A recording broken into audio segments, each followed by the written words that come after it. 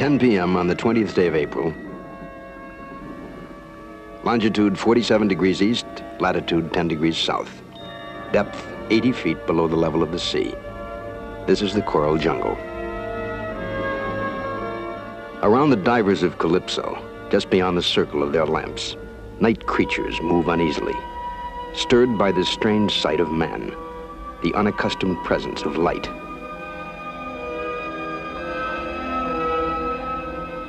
Undersea explorers enter a well-ordered universe, seeking to learn its secrets, to observe and record its life, the strange, the beautiful, the tranquil, and the savage.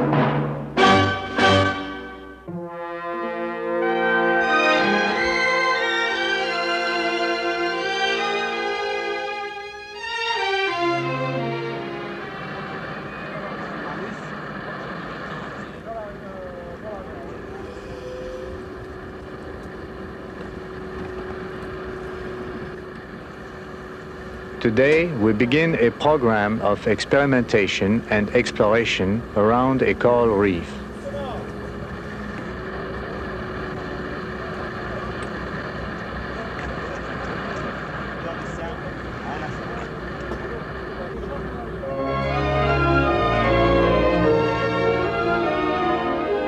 Equipped with camera and radio, Philippe Cousteau rides the wind to survey an atoll.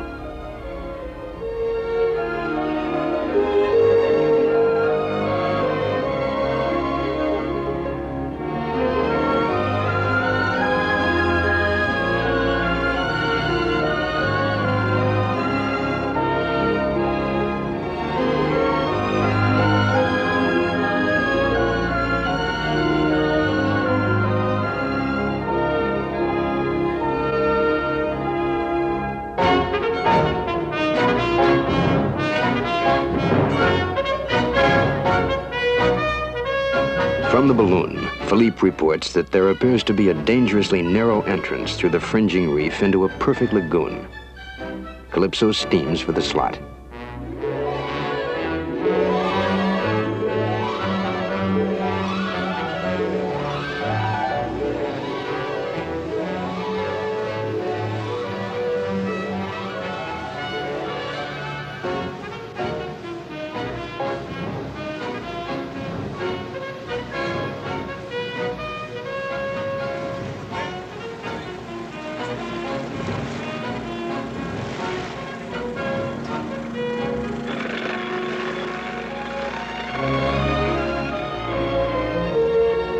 Safely inside the lagoon, a coral reef and its exotic life surround Cousteau and the Calypso. Over a century ago, Charles Darwin peered into the waters of a reef, longing to observe the incredible variety of life below. But only recently, diving scientists have begun solving the riddles that confronted Darwin, bringing understanding of the coral world and the full dimension of its spectacle.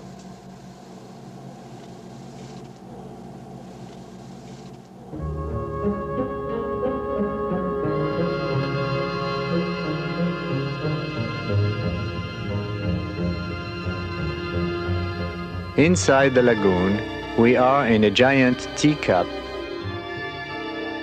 The outside of the cup is a wall reaching down almost 2 miles. The lip of the cup is a thin necklace of coral.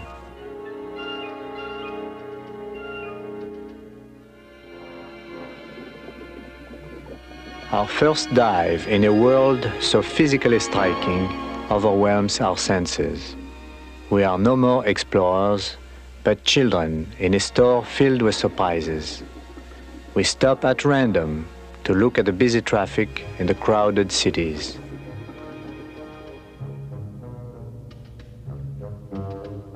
Minute creatures, living coral, whose skeletons are cemented together by algae, form the reef. Each species of coral gathers into a distinct shape, like massive boulders. Tabletop coral fans out like flattened mushrooms. Elkhorn coral spreads like the branches of a Christmas tree.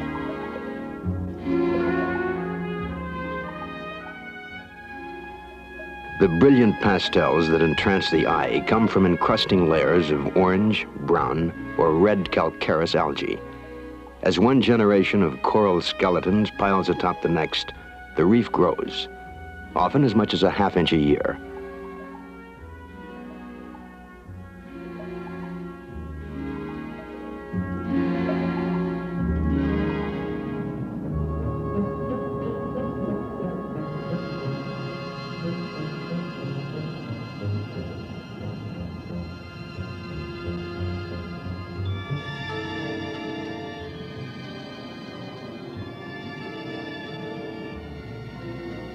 The reef is solid, capable of withstanding enormous pressure.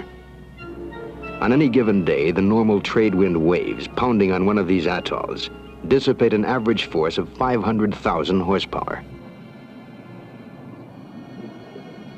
The giant construction shop, with its myriad of little homes, caves, and crevices, is an attraction center for tropical marine life. A highly complex community develops in the reef, a coral jungle with its own rules, its feasts, its tragedies.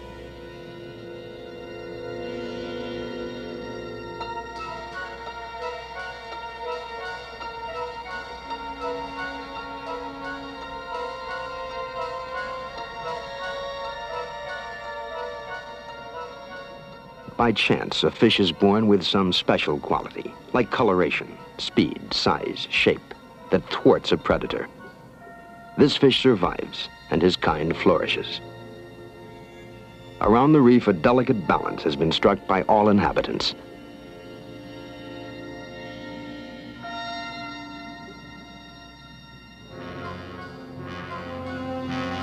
The ray, primitive cousin of the shark, perfected over 350 million years of evolution.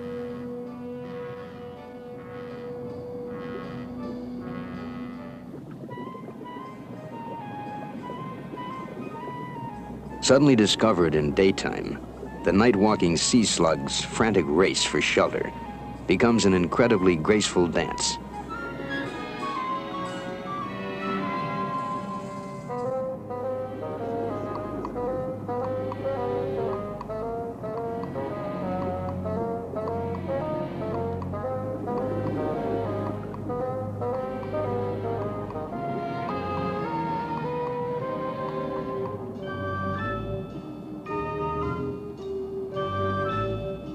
The moray eel, more frightening in look than temperament.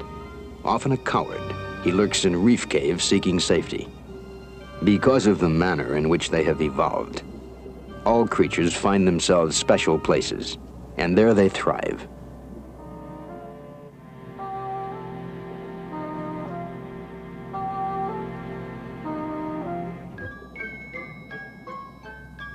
From day to night, the cycle of reef life changes. The spiny urchin emerges in darkness to scuttle about the sandy bottom at an average speed of 1/4 mile an hour, accompanied by starfish, shellfish, and a host of night-crawling creatures. Below the spines, the urchin is a tasty morsel of food, but only the thick-skinned dare attack.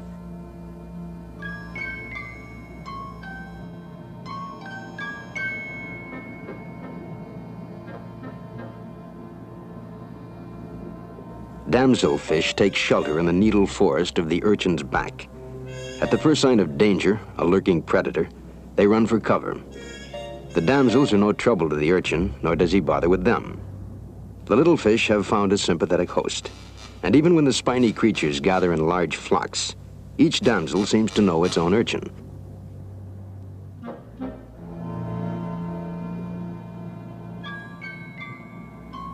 We wanted to see if we could lure the damsels away from their house. Trapping urchins in a plastic globe created chaos among the fish.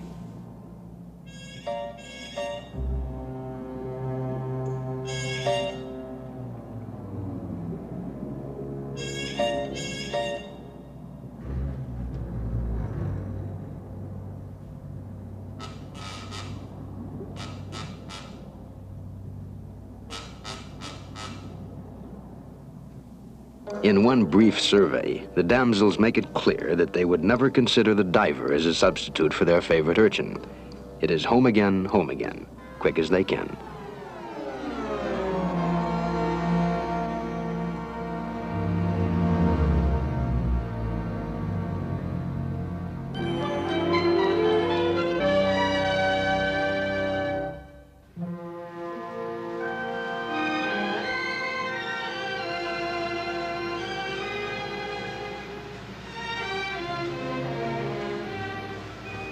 It was on the 1st of March that we met Maldive Islanders at work on a coral reef.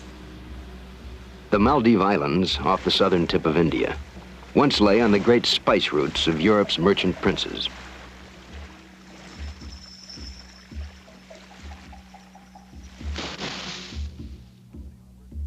The islanders have only one source of construction material, their own fringing reef. They harvest coral all year round to use as stones and to make cement. It may help build houses, but it reduces the natural protection offered by the fringing reef against the waves of the ocean. A number of such overexploited islands have recently disappeared, eaten away by the swell.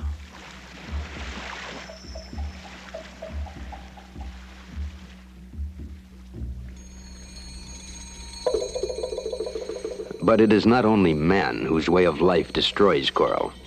Herds of bumphead parrotfish, looking very much like cattle, graze off the reef itself. Living coral is the food these fish prefer. To obtain it, the bumphead uses its powerful horny beak. He bites off chunks of coral, crushes them, grinds them into fine sand, and digests the flesh of the polyps.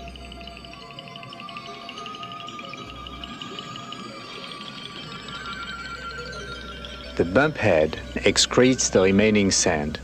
A single fish is estimated to produce 5 tons of sand a year.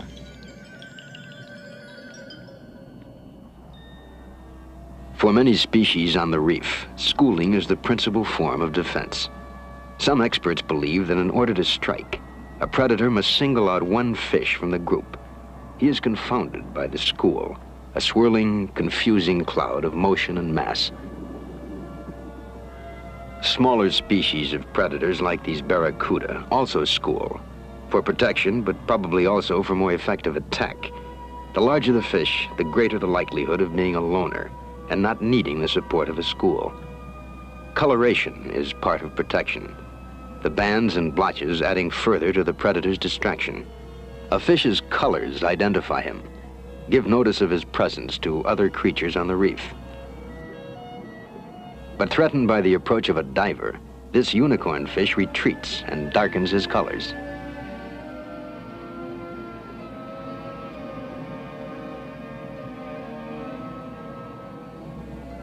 Still sought out, he flees, less conspicuous than he was before. A school moves with uncanny precision, turning and flowing like a creature with a single brain. The secret of this precise coordination is the presence of lateral lines along the sides of each fish. These lines consist of nerves sensitive to subsonic pressure waves. A movement yards away from the school is instantly detected by each of the fish.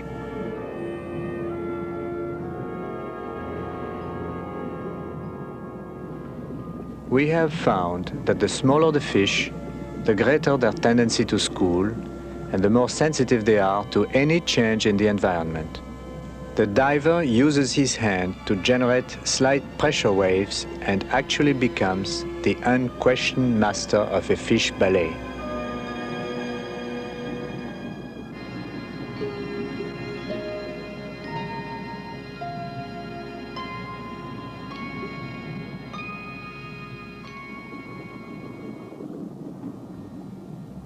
But schooling is only one form of protection from predators. The porcupine fish possesses another. His spikes are in themselves formidable, but at the first sign of danger, the porcupine inflates himself with water.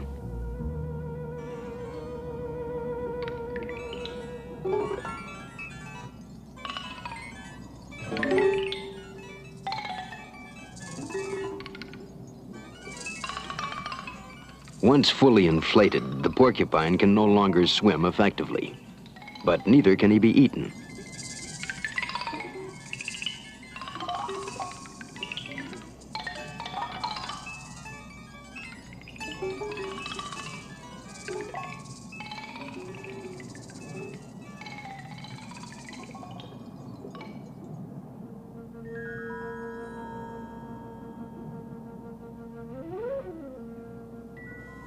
Beautiful sea anemones are often called poison ivy of the sea. They are living animals whose sticky tentacles are poisonous. They sting, inflicting severe pain, and can even paralyze fish the size of a sardine. One tiny creature, the clownfish, enjoys complete immunity from the anemone and lives in close association with it.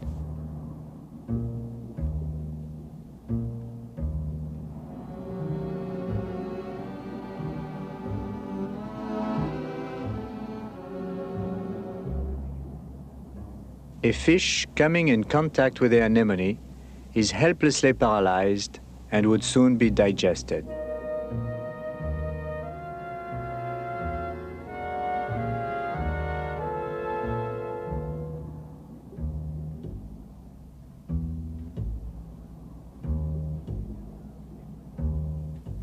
Bernard liberates the fish.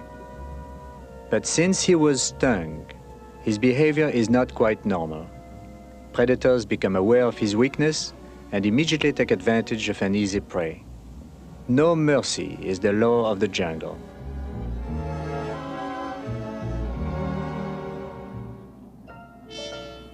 An aggressive grouper noses in. But the clownfish are safe from this intrusion, for even the grouper will not risk the anemone.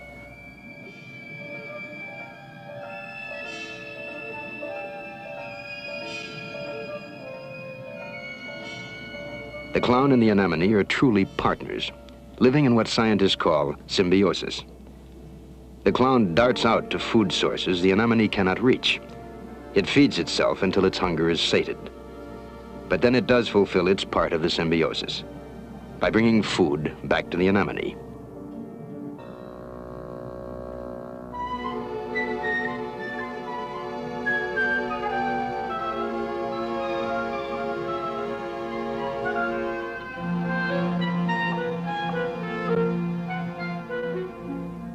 The clownfish and the anemone have long been known as partners, but this is the first time a clownfish has ever been filmed actually feeding the anemone.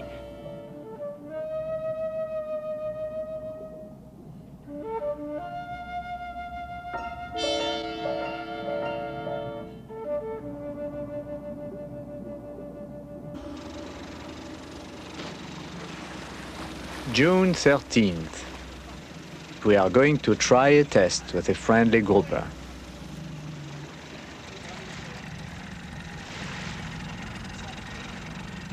Philippe Cousteau will lead the dive, assuming the primary responsibility of photographing this experiment. He is accompanied by Raymond Cole.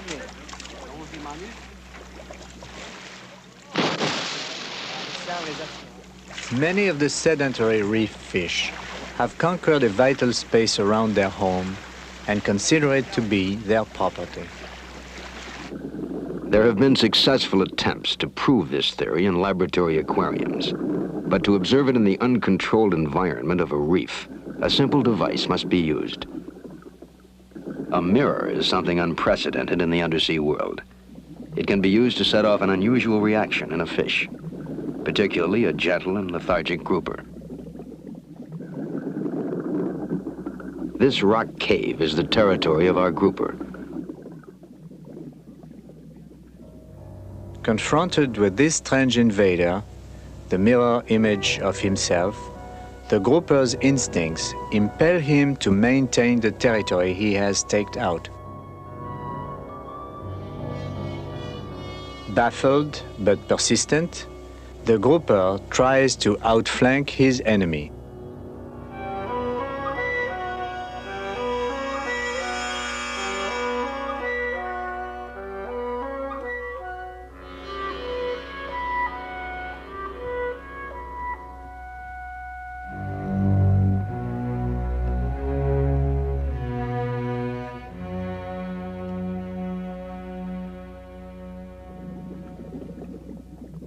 To increase the threat around the borders of the grouper, a series of 4 mirrors is installed, creating a menacing variation on the amusement park attraction.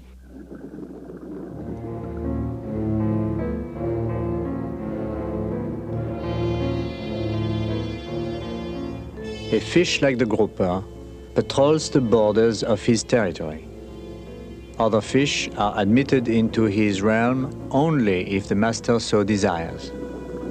It is conjecture whether he does this to protect his food supply or simply out of pride of ownership. Actual prolonged combat is rare. The contest for territory is usually more threat than fight.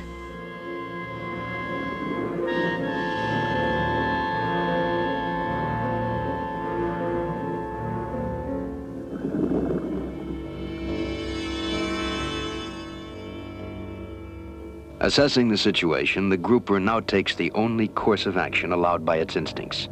Although perplexed and besieged from every corner, he attacks.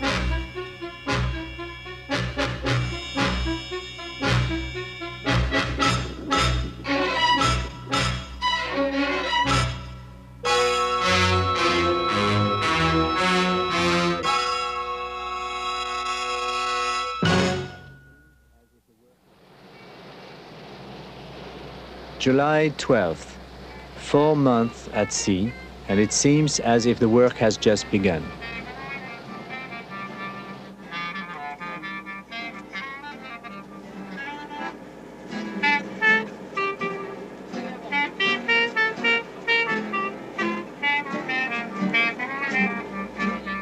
The jam sessions on board Calypso take many forms and express many moods. Among the men, there are separate musical groups: a classical string quartet, a rock and roll band, and a group that plays modern jazz.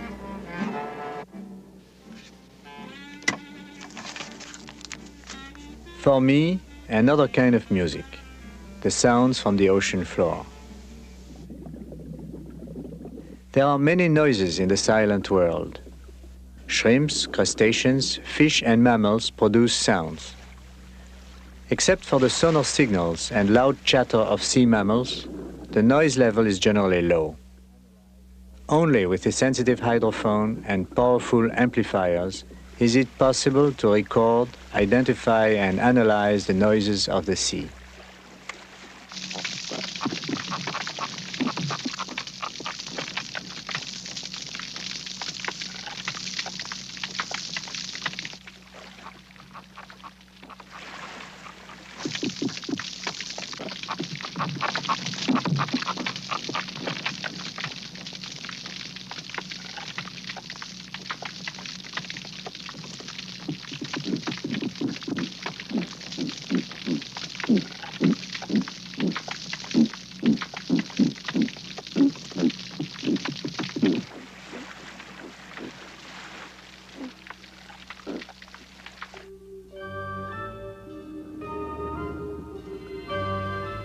With specialized equipment, not only sounds, but sights too can be recorded in their most minute detail.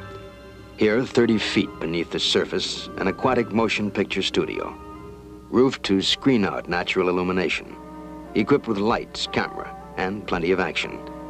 It is called macro photography, the close-up study of a seemingly empty plot of land on the ocean floor that with time and patience yields a wealth of hidden animal life. Motion picture producers beneath the sea. They share one problem with filmmakers the world over. The stage is set, the camera is ready, but all must wait for the arrival of the actors.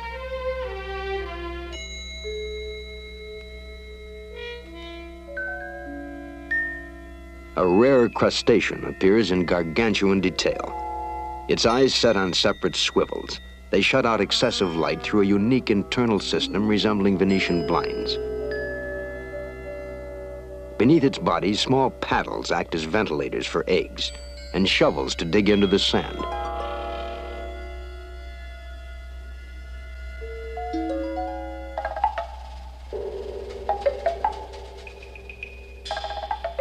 For many years, I have been mystified at the sight of tiny volcanoes on the ocean floor. Before this voyage, we have never been able to discover what causes them.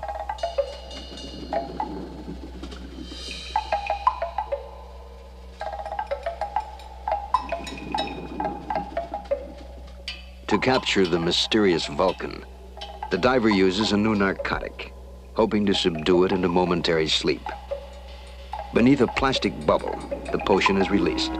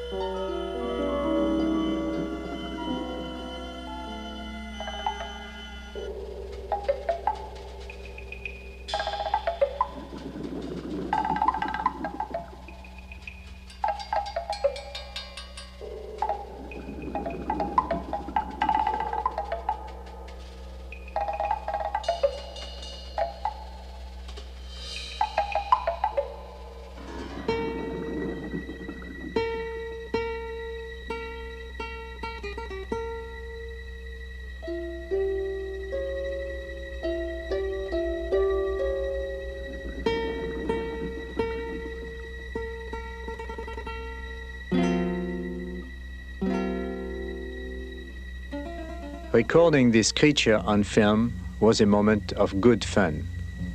At long last, we have learned that Mephistopheles is a 2-inch mantis shrimp.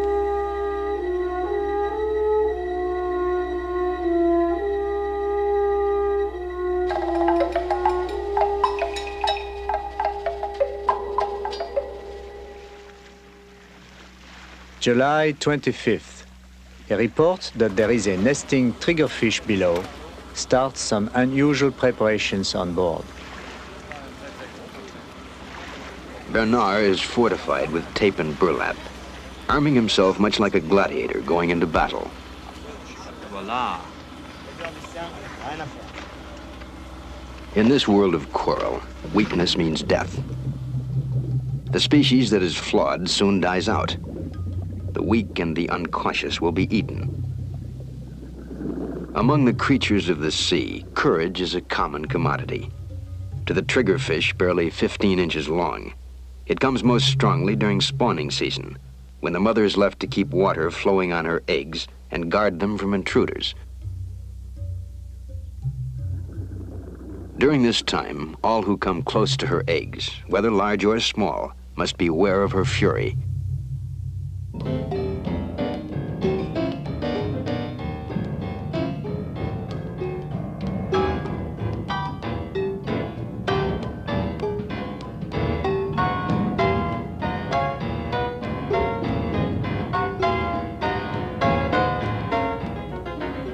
The instinct to preserve the species far outweighs the instinct to preserve oneself. And not even an animal outsizing her by 100 times is too big to be reckoned with.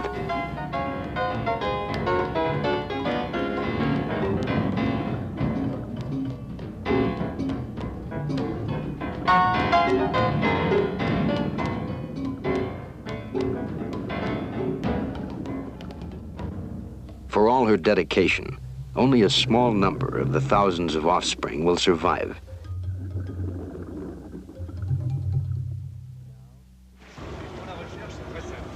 We have been on the reef for 4 weeks, examining life on the ocean floor. Now, to set up a new experiment in fish behavior, we must collect living samples.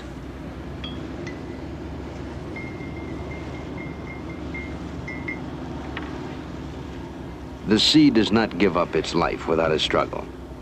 To lessen the chances of damage to the specimens, Joseph Francois, the ship's doctor, prepares a drug. It is called MS-222. Shot from a specially designed gun, its injection into the reef induces a brief sleeping period among the inhabitants. Armed with this formidable-looking weapon, the divers descend.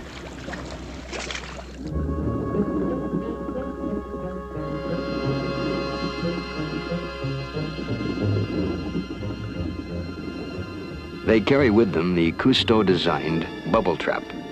Made of sealed plastic, it has a one-way entrance. Perfect for containment in water or on land. Unequaled for observing specimens of living aquatic life.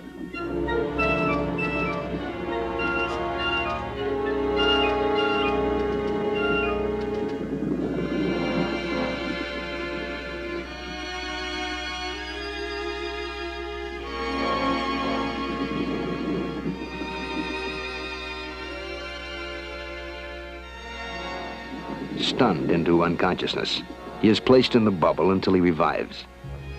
And the harvest continues. A familiar friend, the clownfish, is the most puzzled.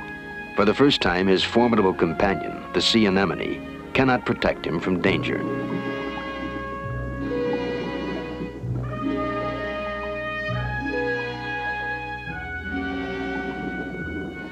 Rare specimens all. In any square yard of ocean bottom thrives animal life valued in the hundreds of dollars to fish fanciers the world over.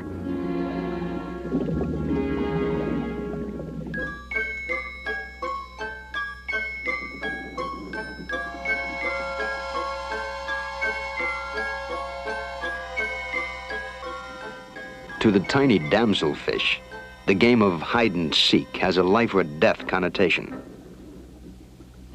Knowing every convolution of the coral he calls home, the moment a threatening gesture is made, he seeks safety in the depths of its prickly spines.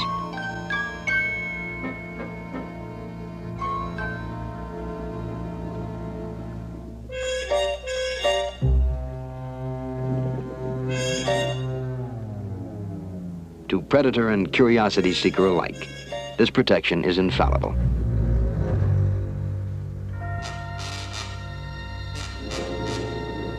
Into the life of the reef, a new situation is introduced. An artificial aquarium within nature's own aquarium, where confinement has the look of freedom. Barriers are invisible, and the teeming population must come to grips with a problem they've never experienced before.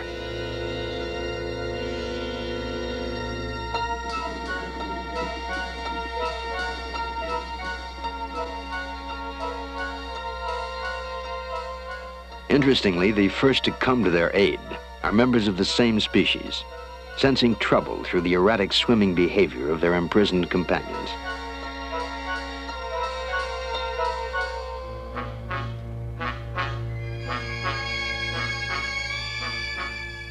Next to take notice are the predators. Merely curious at first, they become excited by the panicky behavior within the bubble, and their mood changes to attack.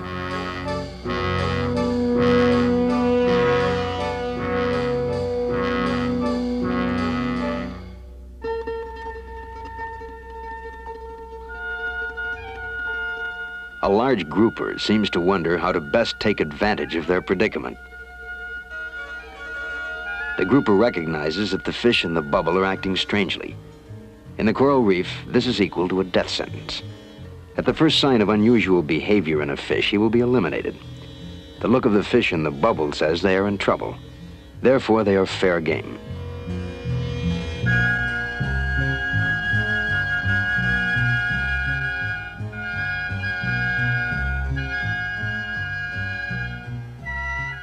Frustrated, the wrath of the predator is aroused.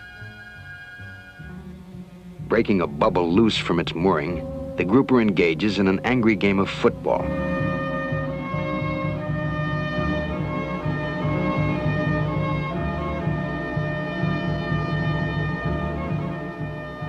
Were he a bit larger, or the ball a bit smaller, the game could end in a sudden gulp.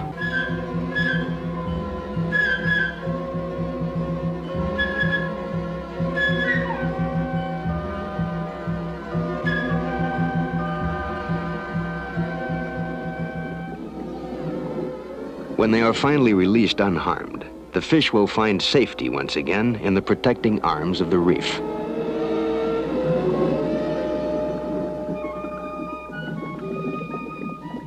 The continuity of reef life will be restored.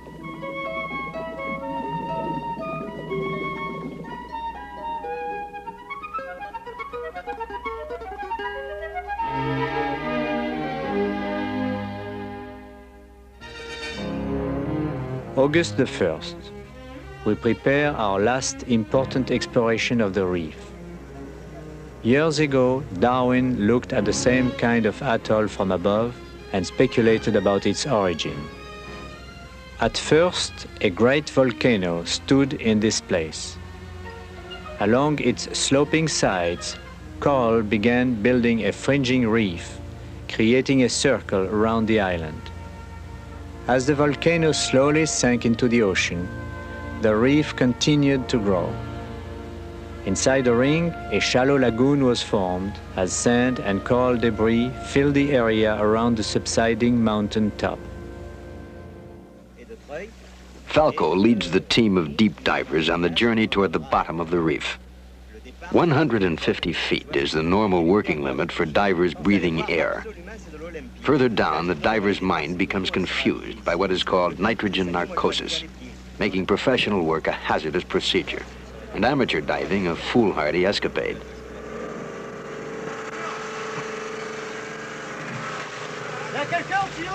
The submerged decompression chamber facilitates deep diving, for the major problem does not involve going down, but coming back. To make the ascent safer, more comfortable, and faster, the ponderous SDC is used. Lowered in water at the depth where the deep divers should stop their ascent for the first decompression stage, it serves as a way stop.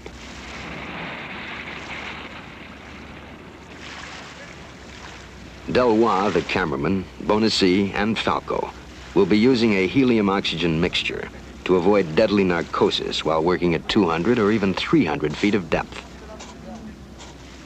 Beyond the rigid check system, there's an extra sense of care to the preparation of the dive. The helium-oxygen mixture goes into an extra-large tank block, twice as cumbersome as the streamlined Calypso backpacks.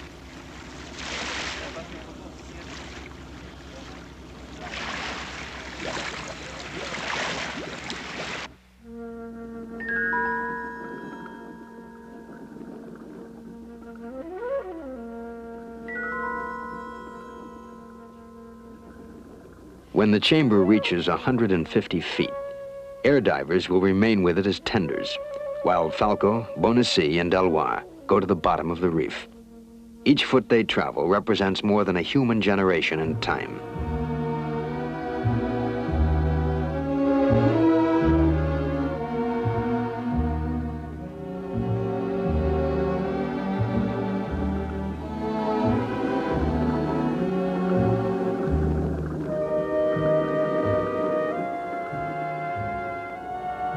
At almost 300 feet, Falco discovers a cave.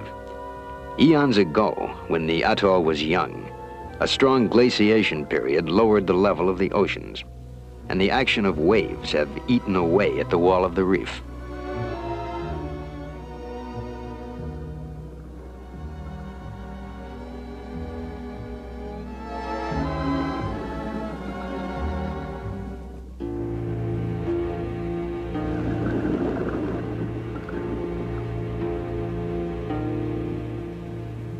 The study of living animals in the reef holds endless surprises.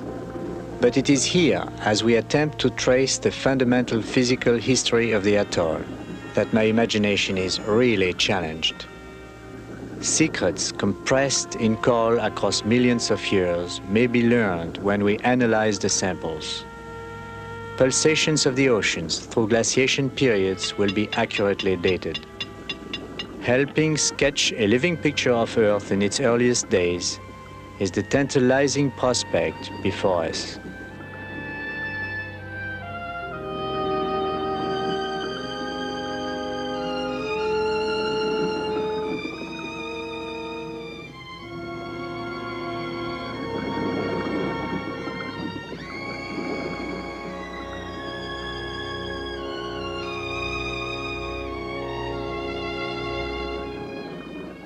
Embedded in the coral are the signs of the life that existed around the reef. As the tiny polyps formed skeletons out of limestone they distilled from seawater, the reef grew. Generations of coral skeletons piled atop generations in nature's gradual cycle. This reef still lives, still grows, and it is possible to read in the coral of the cave the complex relationship between plant and animal that existed here long before men appeared. More and more, the living reef is threatened. It is at the mercy of a hurricane that would destroy the outer reef, of heavy rains that would reduce salinity, of water pollution from careless tankers passing by. Falco, Undersea, and Delois have worked for more than 20 minutes in the cave. They have been able to stay here only because of the helium. During prolonged deep dives, a large quantity of helium dissolves in the blood and body tissues. Now they must take a very slow ascent to avoid a severe or even mortal decompression accident. If they go up too quickly, the helium would begin bubbling in their bloodstreams, causing fatal bends. The first stop on their ascent will be the SDC, the submerged decompression chamber. The chamber simulates a gradual ascent.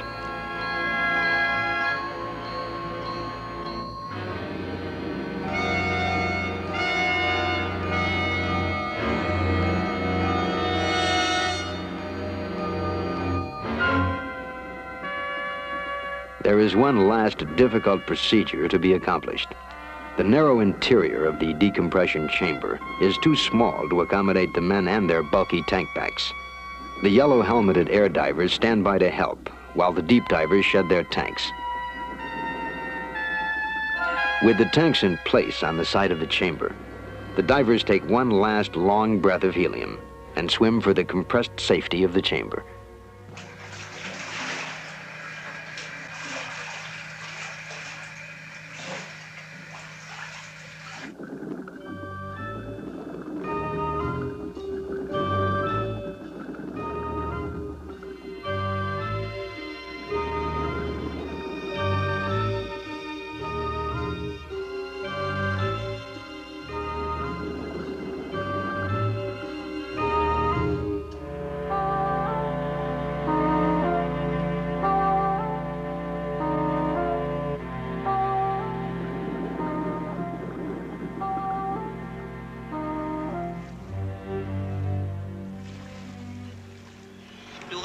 I know we have taken all conceivable precautions.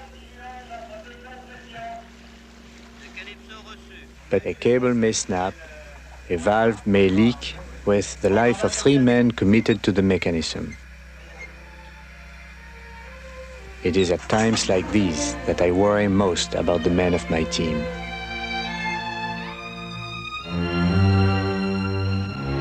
Calypso reçu.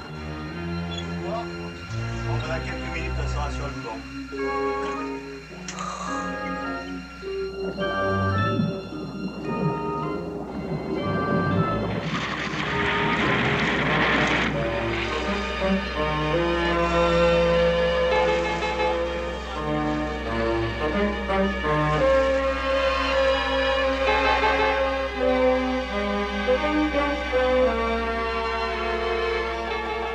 Once the 3-ton chamber is on deck, the worst is over. Decompression will last 1 hour and 40 minutes. Just 20 years ago, this almost routine venture would have been looked upon as a miracle. For the last 30 minutes of their decompression time, Falco, Undersea, and Delois breathed pure oxygen to finally rid their systems of both helium and nitrogen.